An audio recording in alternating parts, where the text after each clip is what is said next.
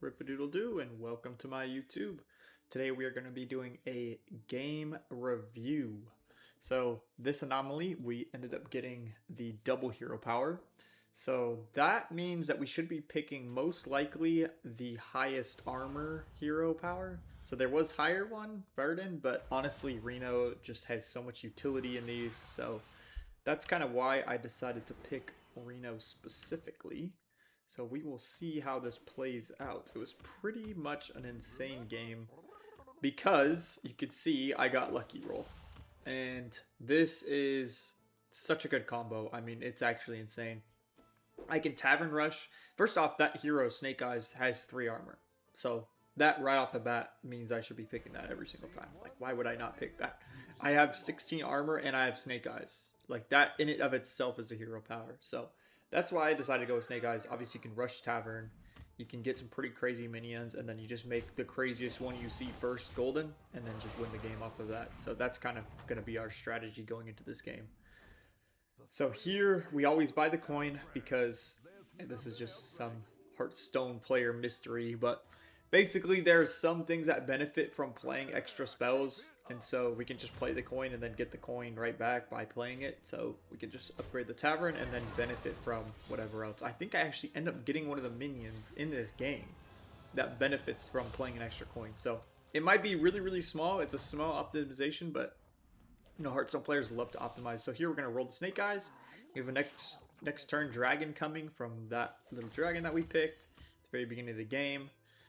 We got to a lot of gold, pretty much the perfect amount of gold, in fact, which is awesome. So that was kind of a high roll. So we're just going to pick up the extra coin guy. Has a lot of utility. He's one of the strongest minions on that board, too. So, and then we end up getting a really good dragon, too. 4/6 dragon that boosts all our tavern spells. That's really, really good to get early. A lot better than some of the other dragons we take. Here, I'm totally fine with losing combat, but we actually end up winning the combat, so I was pretty happy to see that. And we have the coins, so we can just tavern up. So I'm considering, like, hey, do we want to buy anything in the shop? Honestly, the shop is not great.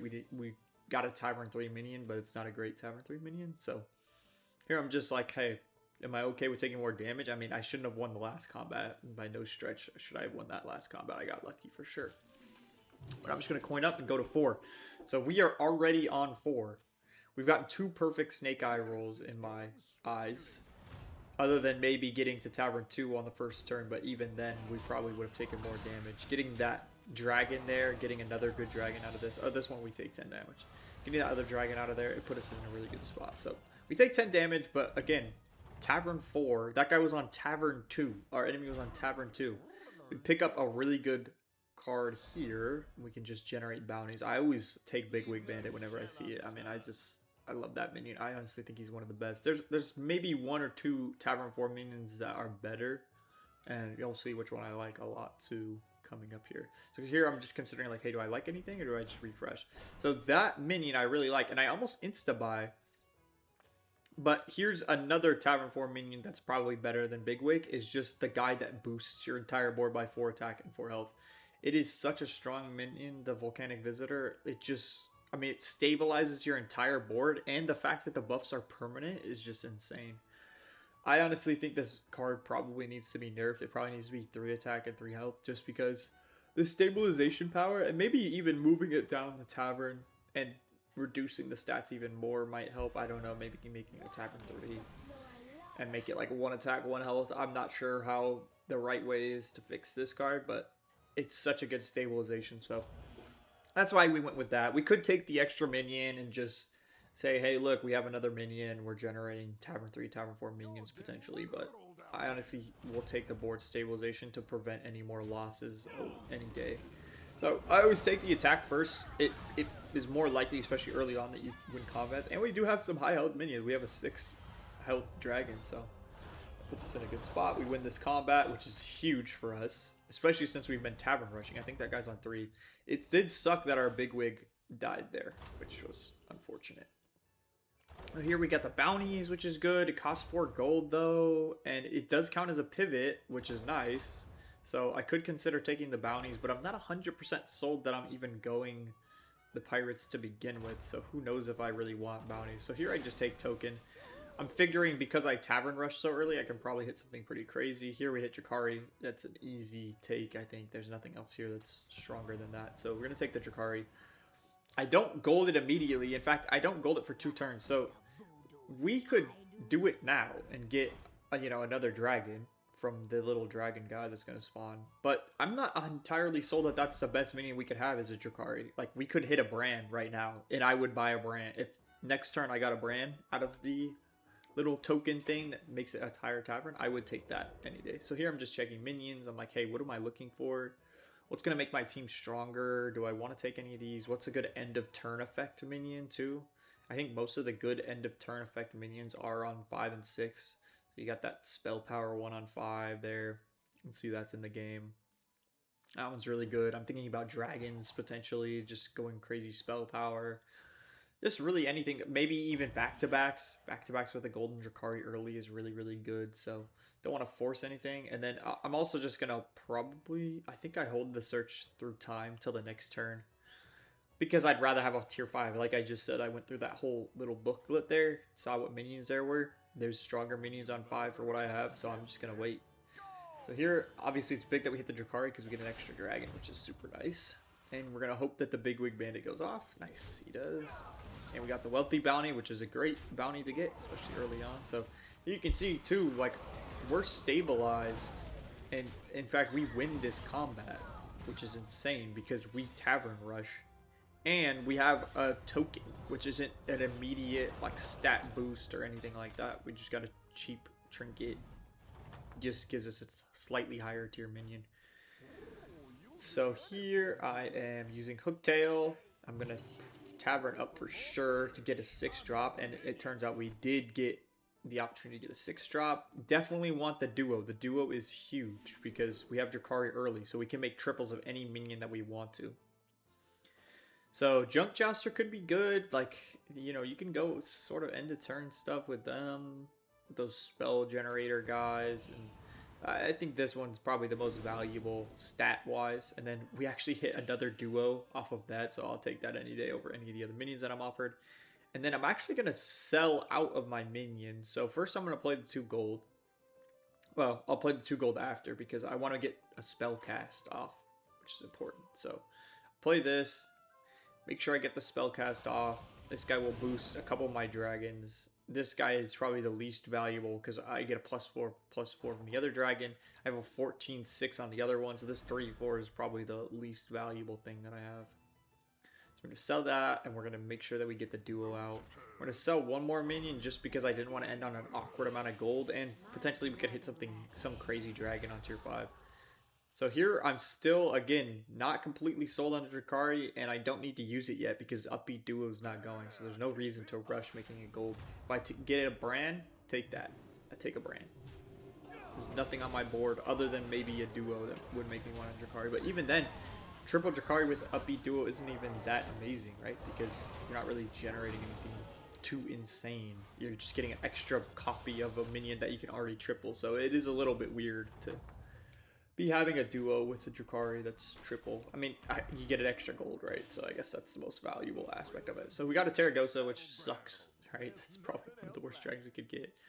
Here I'm like, okay, I can go Nagas. Like, this is a great Naga to have on the board. I would definitely have a tier 6 on my board over anything else, but probably I should consider just getting rid of it and just sticking with my plan of end of turn effects and ignoring probably Nagas. Maybe Nagas aren't that amazing with end of turn, so I probably should be ignoring them. So here we hit, I mean, this is the absolute nuts. This is crazy. We hit Bladed, we hit the double bounty guy, we hit the gold bounty in the shop too, which is crazy. So we'll take the golden Drakari, we'll sell to the Grand Breaker because we're definitely sold on this. They basically forced us to go this in a way. So I will try to get another tier 5 because we know that the good things are on tier 5 or tier 6. So here I actually got the gold bounty so I can refresh and get a different one. So we get another hero power, which is nice because we just used the Reno hero power. And then we hit Embrace the Elements, which out of the 3 options that were given, this is amazing. I really like this hero power, actually. I think it has a lot of utility. It's just hard to go early game and, well, it's hard to go middle game. It doesn't really have much use in middle game. Late game it does because you can get rid of Divine Shields, you can double the health of your guy. Early game, it's nice because, hey, you can do 1 damage, you can summon the little 1/1s, you can double stuff, you can give Divine Shield. Like, it has utility that way, but it is missing utility in a lot of other ways, too. So here I should definitely be playing the upbeat duo, for sure. We're gonna refresh. Play the duo so we can get another copy of something.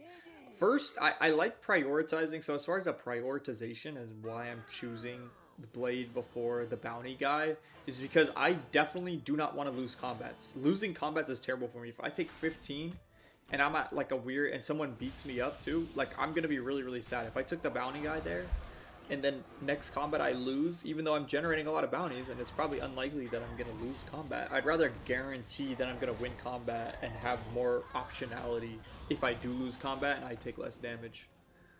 Plus, I mean, making a giant bigwig so early on in the game, keep in mind there's still people low tavern right now. Like you can see here, I'm generating so many bounties because you just had a bunch of crafts. And I wouldn't be doing that, especially next turn, if I didn't have a triple of the brazen. So that's kind of the thought process behind why I'm going for the brazen. So here we go, the upbeat duo triggers. We got 3 of the brazens, we've got a bunch of bounties in here, and now we have a choice to make here. So we could get the fishing rod, it costs 4. We could get, I don't know, the pirate that triples or something crazy like maybe the dragon, and we could make a ginormous version of the dragon. But honestly, I just took Chillmere. This game plays very naturally into pirates, and I don't want to overcomplicate things by getting tier 7s. And I don't need tier 7s to win, I don't think, so that's kind of why I ended up skipping them. So here we don't really hit anything crazy, but we're trying to make a crazy 6-drop, so that's why we're looking for it. And we're just going to...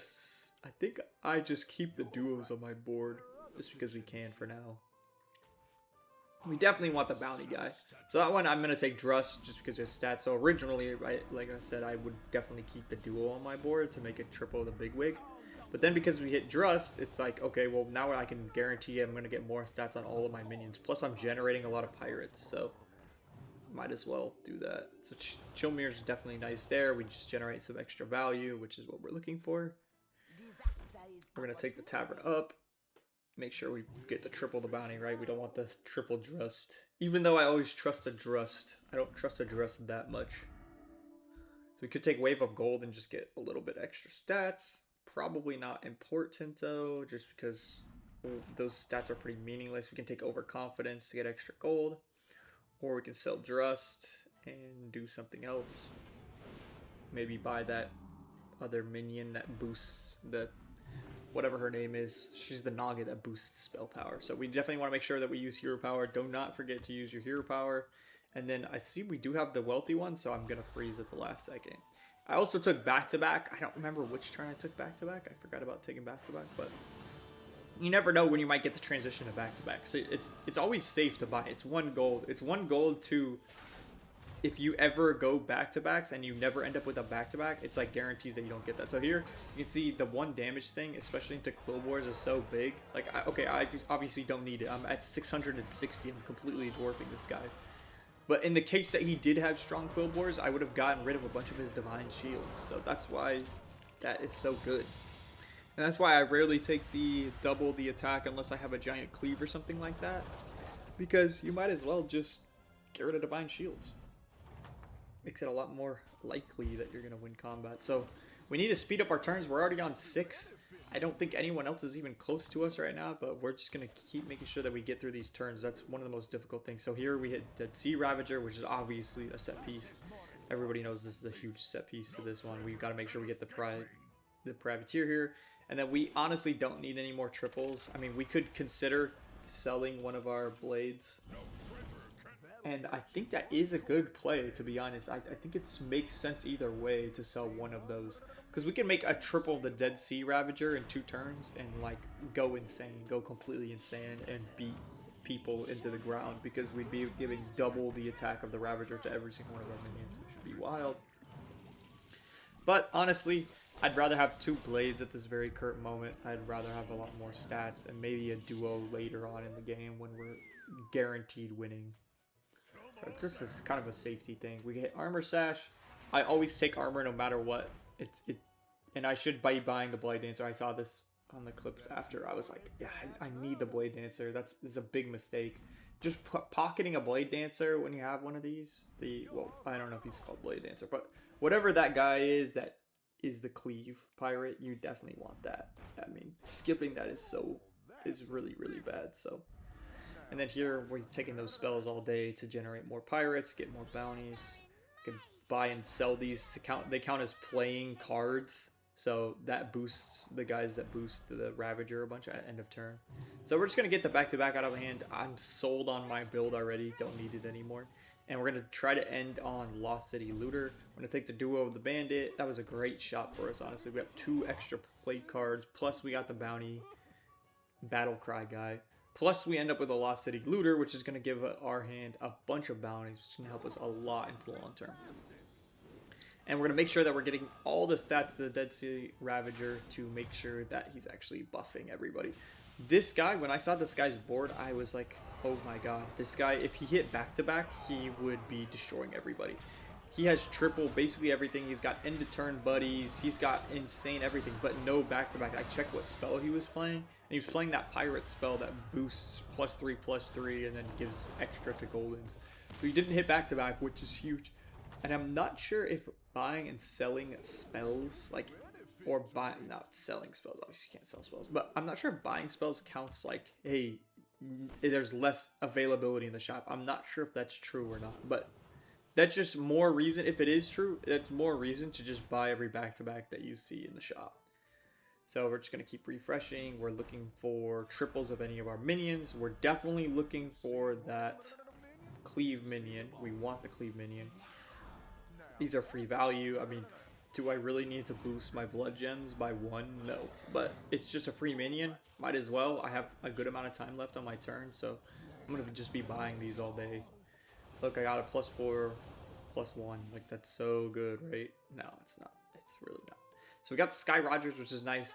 I really don't want to get rid of my 47/8, 681 big wig. So I'd rather sell out of this. You know, looking back on it, I'm not sure if I made the right choice. That was definitely a mistake. Definitely want to keep that Dead Sea Ravager in my hand. There's no reason to sell it. And we got the Blade Collector. I was right on the name too, which is nice. So we're just going to be buying these, and we end up getting the other one. Imagine if we had the Dead Sea Ravager still in our hand. We'd have a triple of him already, which would be insane. Nobody would be close to us. I mean, no one's already close to us, but we'd even be at a more insane spot. So we're just going to keep making sure we get these bounties out of hand. Honestly, the way I play in these kind of high-stress situations where you're trying to get through long turns, APM pirates, all that kind of stuff, you don't need to be perfect. You really don't need to be perfect. You just need to get through your turn.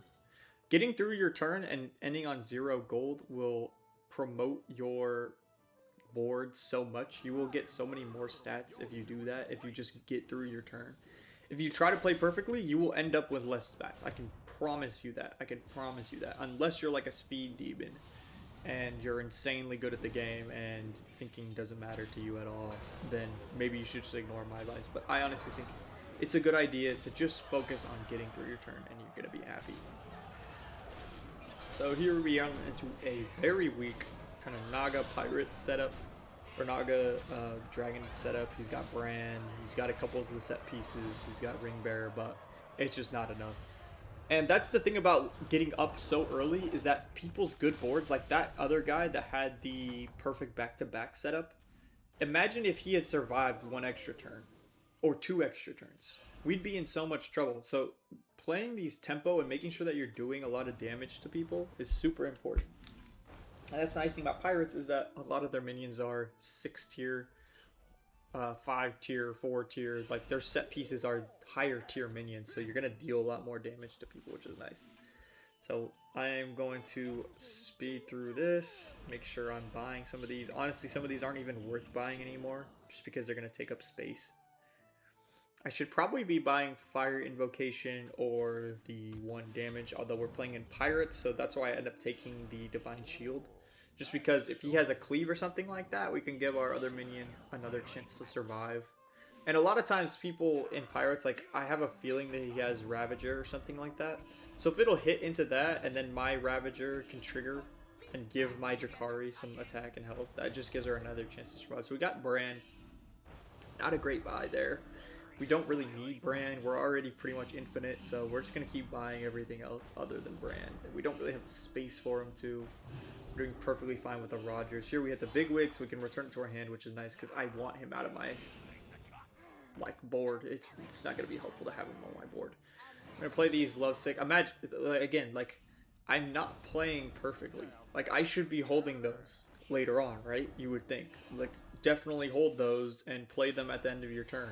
But my priority is to get through my turn. I don't care if I miss out on 10 extra health on a minion. It doesn't matter at this point. It matters that I get through my turn. So here I'm going to try to do everything I can to buy everything in the shop. Look, there we go. We bought that. We used the last refresh. We have a chance to freeze. We don't play that because we want hand space for the Lost City Looter. And there we go, right? Missed out on a couple health. But the thing is that my brain was able to get through my whole turn by doing that. Just dumb little, like, oh, we'll just play him now and worry about it later type of situation. So Blade Collector's huge here. I don't know what he's setting up for. He has all these Harbingers on his board and stuff like that. I don't know if he was going back to back. He didn't hit the Drakari, obviously. We have the triple Drakari, which is nice. So he's not... I mean, it's going to be very difficult to find one of those, probably. I imagine other people were looking for Drakaris too, so... We're in a nice spot there. And we're just going to keep trying to get through all these turns here. Just play all the bounties, get them all out of hand. And really, the only things that we're looking for to make our build stronger is probably Rogers triple and make sure Blade Collector stays alive. Maybe get a triple Blade Collector, not that it does anything. And really just keep playing everything that we get. Just play every single card. That's going to be our mission. The other thing we can do that is always a consideration to make is playing and buying spells that have effects in combat, because it increases the likelihood that you're going to win a combat. And we're also buying these dragons too, because they do have a battle cry that increases the damage or a health that your bounties give. So that's why we're taking those. We're taking the glow scales. So that's another thing that you can do to help yourself win combats, is by buying glow scales, because you get a divine shield. Obviously it's temporary, but the fact that you get one at all is very helpful. So we're just going to keep getting through all these bounties. We make a triple of that. We make a triple of that. This turn is very difficult to get through. We hit another Rogers, which is wild. We're just hitting every single thing that we need. That's the nice thing about Pirates, is you get triples very easily. You hit set pieces a little bit more easily when you have the bounty guy. So here we should definitely be buying that in the shop. Again, we're going to be taking those extra attack, extra health guys just to increase the strength of our bounties. Keep getting through these turns. Just play every card that we can. Here I probably should just buy the whole shop, to be honest with you. But it is marginal in the benefit that it gives. But I mean, we're really not looking for anything else here. We already have perfect everything. So maybe a good minion to end our turn on, which we do end up finding. We definitely want to buy what's in the shop there. And there we go. So now our Blade Collector is going to be even more strong, which is super nice. And we both have Divine Shields on our strongest minions, which is super good too. And I'm pretty sure I went for the 1 damage. I'd be surprised if I didn't go for the 1 damage. I can't remember, but definitely want the 1 damage there. Nice. We hit that. Excuse me. I am very tired. Not sure why. I think it was this game. Just took me out. Here we go. So we did some extra damage. Boosted everybody up. This guy's probably the strongest person. That's not me. And you can see that it's not even close. This is insane. And he got some really good... I love that Quillboars one that summoned the whatever they're called, giants or blood gem bros. The blood gem bros. They're really nice. I think that's honestly the most fun way to play Quillboar. And you can, I think you can double the battle cry effect too, or the death rattle effect too, which is super nice. So I'm going to get out of Brazen and just keep playing cards. And I don't even think I want most of these cards anymore. Maybe we can hit the spells. We're definitely looking for more Divine Shields if we can hit them. Make sure our Blade Collectors don't get sniped. It's funny that our competition was so, like, I mean, they got so behind and they just kept losing combat so badly that it really made no difference what I did in this game, to be honest. I mean, if anyone else had a strong board, I would probably play differently. Maybe I try to optimize my turns better. Maybe put another Blade Collector on. But nobody was even close And so I never felt like I was in trouble. I never had to get rid of my pieces that were generating value. I could just keep every single one of them on board and not have to worry about stats, or not have to worry about, oh, I want to play a Leroy to snipe this, or play a poison to do this, or play scam like this. I didn't have to do any of that. I just outstatted the whole lobby because of this OP hero combo. So definitely, if I ever find Reno again in that double hero power, I will be taking it, because when you get these early game, late game combos where like Snake Eyes early game, you know, I will definitely be taking those. And then the fact that you can get out of Reno and get a hero power that is also, in my opinion, very strong is so nice. Just really goes to show you that power. So here it doesn't really matter what I'm taking. Gonna buy those spells just because, like I said, buying combat spells actually help you in combat. Oh, we don't have any this turn, right? But next turn we'd definitely be buying those and helping ourselves out if we lost, which we will not be doing, luckily. It's funny because he put the spell doubler right next to his taunt, so the Blade Collector actually just wiped it straight out. Not that it matters.